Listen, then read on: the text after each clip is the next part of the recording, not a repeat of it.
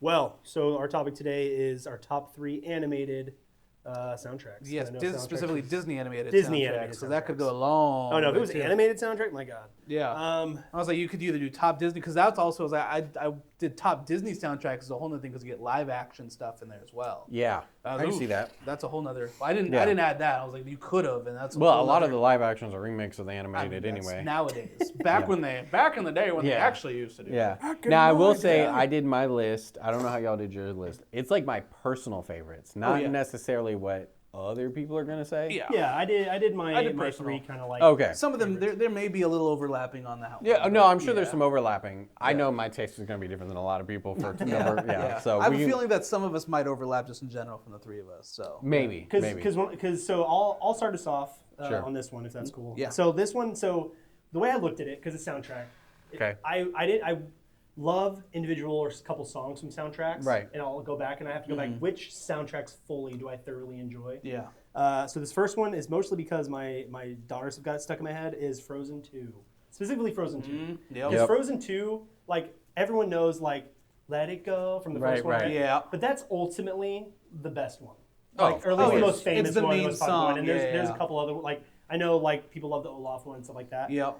But I think Frozen 2 is a sleeper as far as like every song is a banger. Yeah. Like the All Is Found, Some Things Never Change, Into the Unknown, Lost in the Woods, Show Yourself. Like all those are ones that like now they play on everything. Yes. Like at Disney World, everything that they were doing Frozen related was a song from Frozen 2. Yeah. So I'm like I would say is right up there in the top, at least in my favorites. But part of it is just because they listen to it so much that I'm like, It's ingrained. Right. I'm like, why y'all listen to this again? Yep. Into the Unknown.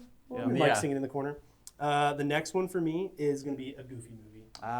Because it's my favorite Disney movie, has the best soundtrack, and it had no reason to be that good. No. It's one of those like, shouldn't have been. Yeah, like we mentioned before, that was just a side project. It was like, hey, it doesn't need to go that hard. They were told to make it, and they're like, we're going to make this a good movie. And there's a documentary that came out last year on Disney Plus that y'all need to watch about it. Yeah, I still need to watch it. It's very good. It's like an hour or whatever. Yeah, I do that. And it's about the making of it, and it's very good. And Powerline is like a rock star, and he's not even real. So I'm like, but every song in there is a banger. Right.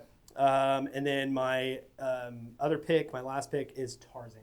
Yep. Because again, no reason to be that Same good. thing. One that just wasn't going to be a huge blockbuster, and yet the music was so good. Oh yeah, Phil Collins was just like Hold My Beer, and when they're and every song on that soundtrack is an absolute banger. Yep. And I think won Grammys. If I'm not mistaken.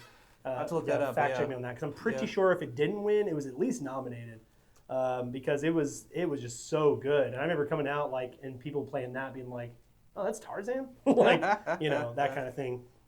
So yeah, absolutely bangers, and from head to toe. Like where I go, like I can listen to the whole soundtrack on shuffle. Yeah. And I'll listen to every song. single one of them. I don't really skip phenomenal. anything. Yeah, I don't go past exactly. anything.